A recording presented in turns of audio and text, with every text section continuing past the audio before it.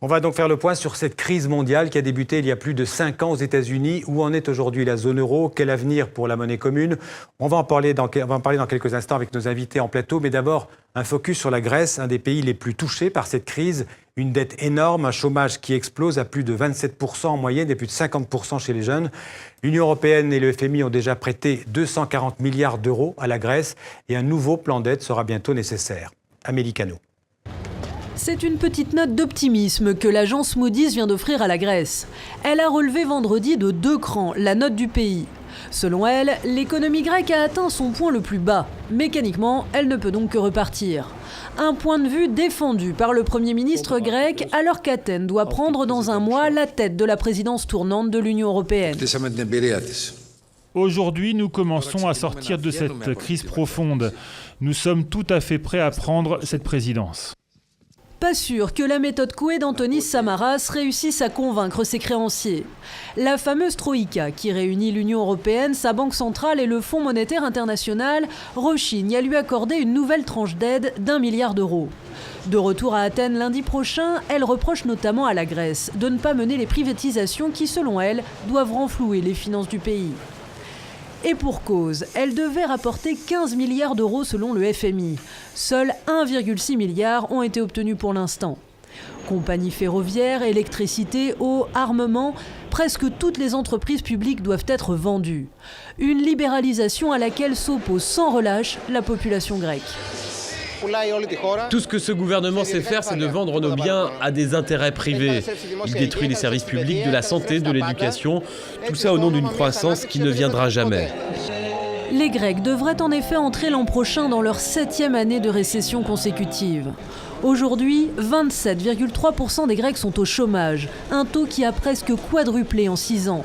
Les salaires ont baissé de 20% en moyenne et 39 000 Grecs ont quitté leur pays l'an dernier, c'est 2 fois plus qu'en 2007.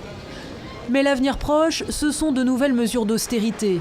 15 000 fonctionnaires doivent encore être licenciés d'ici 2015. Une des multiples conditions pour que la Grèce continue de recevoir le soutien financier de la Troïka. Celle-ci pourrait accorder un 3e plan d'aide au pays. Il s'ajouterait aux 240 milliards d'euros déjà alloués depuis 2010. Alors pour essayer de comprendre ce qui se passe en ce moment en Grèce, on va retrouver en direct d'Athènes Stelios Stylianidis. Bonsoir. Bonsoir, alors, Stelios, merci de cette invitation. Stelios, oui. Vous êtes professeur de psychiatrie à Athènes. Vous faites partie d'un mouvement qui s'appelle Société d'abord. Est-ce que c'est un mouvement qui exprime le ras-le-bol de la société civile en Grèce? Je pense que c'est un mouvement qui, d'un côté, pourrait exprimer ce ras-le-bol que vous disiez. De notre côté, veut créer des solutions viables comme alternative à la crise actuelle qui n'est pas seulement une crise économique et financière. Avant tout, c'est une crise sociale et je dirais même culturelle, dans le sens de la culture politique qui a dominé ce pays depuis 3 décennies. Donc, à mon avis, ce qui est important, c'est le ras-le-bol peut être exprimé par, d'un côté, un populisme de l'extrême droite et quelquefois d'un populisme de la gauche. Nous sommes situés... Le danger, c'est d'accuser... Le danger, c'est d'accuser la classe politique d'être responsable de tous les maux, de tous les malheurs de la Grèce. Et ça peut aussi être un danger populiste. Bien sûr, mais vous savez, ce mécanisme de bouc émissaire que tous les politiques sont pareils, bien sûr, c'est un mécanisme qui n'aide pas à trouver des alternatives intelligentes et à mobiliser les ressources du pays qui sont, à mon avis, totalement inertes dans ce moment.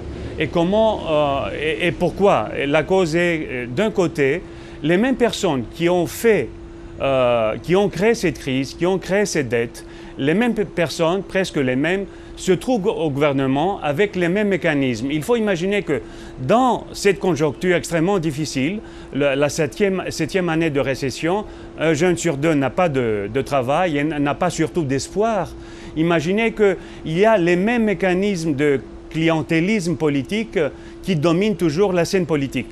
Et je trouve ça inadmissible. Donc on ne peut pas... Est-ce que votre mouvement à la Société d'abord pourrait se transformer en parti politique? Est-ce que vous avez cette ambition? Oui, notre mouvement peut se transformer en parti politique. On n'a pas l'ambition de gouverner. On a l'ambition de faire des alliances sur une base d'un programme commun. C'est un mouvement qui est ancré dans la gauche et c'est cible sur deux objectifs. Premièrement, arrêter cette recette qui est vouée à l'échec du mémorandum de la Troïka. Deuxièmement, investir sur le développement, un réformisme de gauche qui ne détruit pas tout le secteur public. Nous sommes en train d'observer un démantèlement total du secteur public, que ce soit santé publique ou université publique. C'est une chose inadmissible qui ne peuvent pas donner de l'espoir aux gens. Merci Stelios Tsiolidis d'avoir été en direct avec nous depuis Athènes. Merci beaucoup. C'est moi, bonne soirée. Merci beaucoup. En plateau avec nous pour poursuivre le débat, Céline Antonin, vous êtes économiste à l'Observatoire français des conjonctures économiques, l'OFCE. Puis en face de vous, Jean-Michel Nolot, bonsoir.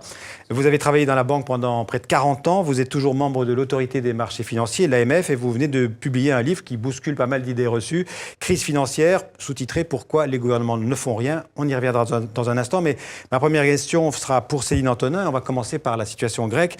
C'est un pays que vous avez étudié en particulier. On le sait, 2014 sera la 7e année consécutive de récession en Grèce. La dette de la Grèce frôle toujours les 320 milliards d'euros. Est-ce que ce pays peut s'en sortir, d'après vous ? Alors, je crois qu'il est, il est sans doute prématuré de parler d'une sortie de crise pour la Grèce.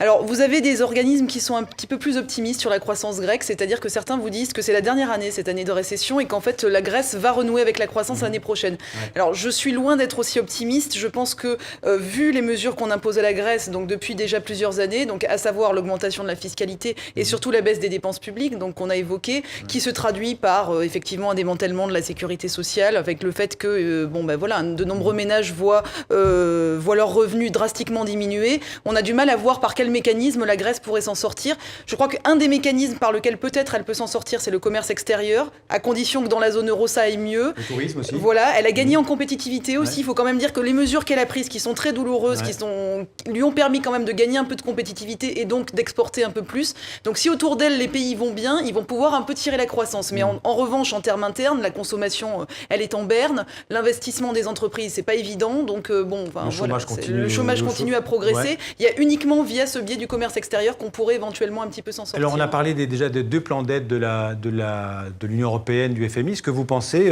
Jean-Michel Nolot, que la Grèce va avoir besoin d'un 3e plan d'aide pour boucler ses budgets des années suivantes? On dit que dans le courant de l'année 2014, il devrait manquer 10 milliards. Ouais. Donc, vous citiez un chiffre tout à l'heure, 240 milliards la dette pour la zone euro. Quand on consolide toutes les aides qui ont été apportées à la Grèce depuis le début, on en est à 380 milliards, en tenant compte également de l'effort des créanciers privés. Ouais. Faisons un point sur cette dette grecque. Est-ce que vous pensez qu'un jour, la Grèce remboursera sa dette? Est-ce qu'on ne peut pas se poser cette question? Moi, je suis extrêmement pessimiste parce que quand on voit les crises économiques qu'ont traversé un certain nombre de pays depuis 20 ans. L'Islande, tout récemment, l'Argentine au début des années 2000, les pays du sud-est asiatique au cours des années 90, le Canada, la Suède.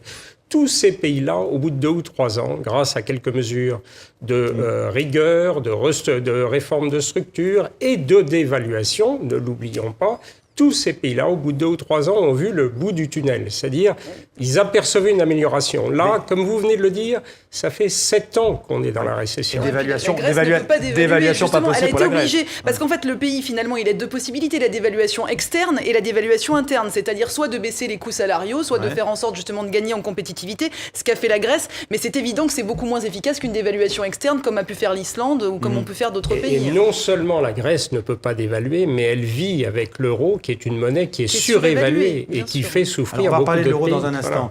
Est-ce qu'on ne pourrait pas imaginer purement et simplement une annulation de la dette grecque? Est-ce que ce serait économiquement soutenable, surtout pour les créanciers? Il y a déjà eu des effacements de dette, il y a déjà eu une restructuration partielle de la dette, donc on l'a évoqué, plus de 100 milliards d'euros exactement, qui ont été payés par les créanciers privés. Je crois qu'à l'heure actuelle, on est à 175% d'endettement public. Je veux dire, ça sera pas possible de continuer. Donc il y a un moment, il va y avoir effectivement un effacement de la dette, puisque a priori, il y aura un 3e plan d'aide, moi je pense. puisqu'en fait, ça devait être en 2014 que la Grèce devait arriver à l'équilibre. En fait, on a repoussé encore de 2 ans. D'où ce besoin de rallonge. D'où ce besoin de rallonge. Il est évident qu'il y aurait une restructuration, mais c'est vrai que l'idéal, c'est que la Grèce arrive à retrouver de la croissance pour pouvoir rembourser quand même une partie de... Parlons de la zone, parlons de l'euro. Au départ de l'exemple grec, est-ce que l'euro, selon vous, pourrait éclater dans les prochaines années ?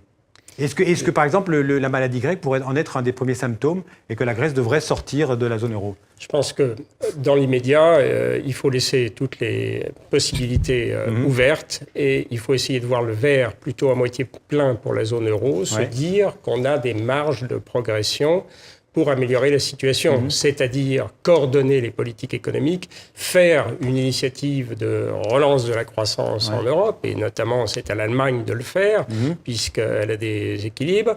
Il faut harmoniser les conditions sociales. On parle beaucoup du salaire minimum en Allemagne actuellement, mais on voit bien qu'on ne sait pas comment il va être appliqué. Et puis, on ne peut pas vivre dans un marché unique avec le tiers de la zone euro qui est un paradis fiscal. Donc, si on progresse pas... Vous êtes même plus direct dans votre livre, vous dites ou bien on intègre plus, on fait plus d'intégration économique budgétaire européenne, ou bien l'euro va disparaître. Je dis il faut regarder les choses uniquement sous l'angle économique. Oublier les positions que les uns et les autres ont prises il y a 20 ans sur le traité de Maastricht et regarder aujourd'hui, ça fait 15 ans pratiquement que l'euro est en place, il faut faire un bilan. Alors, on a l'impression qu'on a fait cette analyse depuis des années. Pourquoi les gouvernements ne font rien ? Pourquoi les banquiers, pour paraphraser pourquoi les banquiers ne font rien ? Ils sont aveugles, ils se disent après moi le déluge, ils pensent au court terme. Pourquoi ? Moi, le bilan que je fais effectivement parce que je l'ai vu depuis quelques années dans le domaine de cette régulation internationale où on avait pris des engagements très importants au moment du G20 de Londres en 2009, les gouvernements écoutent les lobbies financiers et tout ce qui rappelle les influences financières. Alors c'est très vrai aux États-Unis, parce que là-bas les lobbies sont très puissants, mais en Europe, même si les lobbies sont moins importants, ils ont la part très facile, parce que les gouvernements sont divisés sur tous les sujets. Donc la Commission... Excusez-moi, je vous coupe, mais surtout on achoppe sur un fait qui est que l'Europe ne marche pas sur ses deux pieds. On a une politique monétaire commune d'une part, on n'a pas de politique budgétaire commune, et parce qu'on se heurte au problème de souveraineté. Quand on a construit l'Europe, on a dit qu'il fallait commencer par des réalisations concrètes, on a commencé par faire une Europe économique, mais elle est incomplète. On a mis la charrue avant les bœufs, on a mis la monnaie. Un petit peu, et puis l'euro, on a voulu intégrer beaucoup de pays dans l'euro. C'était une période où tout allait bien, où on avait de la croissance, on s'est pas rendu compte de ce qui pouvait se passer quand l'Europe allait mal.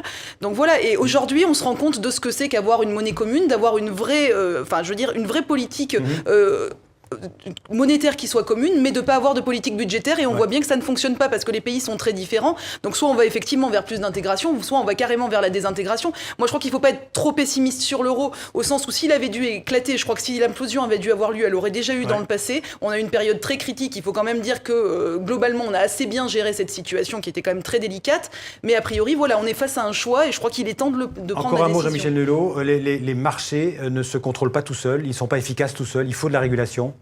C'est évident. Moi, je pense que la politique monétaire, on a vu que pour faire face à la crise, on avait été au-delà du raisonnable. Et encore actuellement, on n'arrête pas cette politique qui est dangereuse pour le système. Parce qu'elle crée une spéculation formidable. On a été aux limites de la politique budgétaire. Dans le domaine de la régulation, on a des marges de manœuvre absolument considérables. Je rappelle votre livre, c'est trop rapide malheureusement, la situation aurait mérité un débat plus long, mais je rappelle votre livre donc aux éditions du Seuil, Crise financière, pourquoi les gouvernements ne font rien, un livre très intéressant. Merci à tous les deux.